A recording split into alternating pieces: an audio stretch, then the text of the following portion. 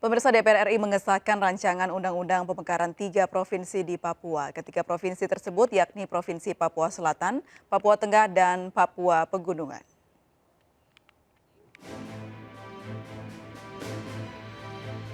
Tujuan pemekaran Provinsi Papua merujuk pasal 93 Peraturan Pemerintah tahun 2021 tentang kewenangan dan kelembagaan pelaksanaan otonomi khusus Provinsi Papua.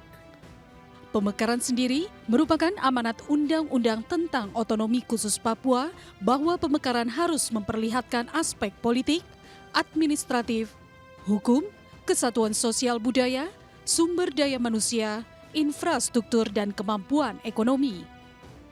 Pemekaran ditujukan untuk mempercepat dan pemerataan pembangunan, mempercepat pelayanan publik, mempercepat kesejahteraan, dan mengangkat harkat dan martabat masyarakat Papua.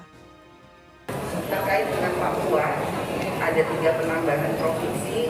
Kami berharap bahwa pemerataan terkait dengan pembangunan infrastruktur dan ekonomi kemudian bisa dilaksanakan secara berkeadilan dalam melaksanakan semua hal yang terkait dengan kesejahteraan rakyat yang ada di Papua. Selain melakukan pengawasan, dengan Undang-Undang Pemekaran 3 provinsi di Papua, diharapkan bisa menjamin pemerataan sosial dan bermanfaat bagi rakyat Papua. Dari Jakarta, Nata Arman, Pandu Laras, Novan Dewi, iNews melaporkan. Pemirsa DPR RI mengesahkan rancangan Undang-Undang Pemekaran 3 provinsi di Papua. Wilayah mana saja yang akan terbagi sudah terhubung bersama kami Chamar Haenda di KPU Jakarta. Chamar, apa tujuan pemekaran 3 provinsi di Papua ini? Selamat sore April dan juga pemirsa. Komisi Pemilihan Umum ini menyerahkan sepenuhnya keputusan pada kekosongan hukum pemilu tahun 2024 untuk 3 daerah otonomi baru yang ada di Papua, yakni Papua Selatan, Papua Tengah, dan juga Papua Pegunungan Tengah. Seperti diketahui bahwa DPR RI ini sudah mengesahkan ada sebanyak 37 provinsi yang ada di Indonesia dengan tambahan 3 provinsi yang ada di Papua tersebut. Terdapat 2 skema April dan juga pemirsa dalam imbas dari adanya aturan ini, di mana pemerintah ini dapat merevisi Undang-Undang Nomor 7 Tahun 2017 terkait dengan pemilu, ataupun pemerintah ini juga dapat mengeluarkan ataupun mengesahkan dari peraturan pemerintah pengganti undang-undang terkait dengan pemilu. Melalui Komisioner KPU Idam Holik menyebutkan bahwasanya KPU hingga dengan saat ini masih menunggu konfirmasi dan juga menunggu hasil dari rapat konsultasi dan juga koordinasi, dan belum mengetahui terkait dengan verifikasi partai yang ada pada 3 daerah otonomi baru yang ada di Papua tersebut. Dikarenakan saat ini memang untuk aturan tersebut baru disahkan dan juga belum diregistrasi dan masuk kepada berita negara.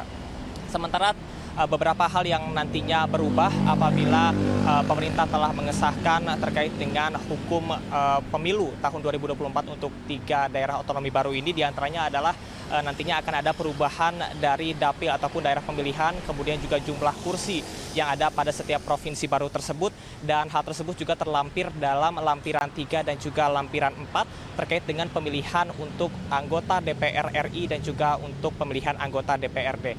Seperti diketahui DPR ini memang sudah resmi menambahkan 3 provinsi baru di Papua, yakni Papua Selatan, Papua Tengah, dan juga Papua Pegunungan Tengah berdasarkan hasil rapat paripurna 30 Juni 2022. Sehingga saat ini total sudah ada 37 provinsi yang ada di Indonesia. Tentunya tujuan dari pemekaran provinsi ini adalah untuk mendukung akselerasi dan juga keberpihakan pembangunan serta dengan kesejahteraan sosial.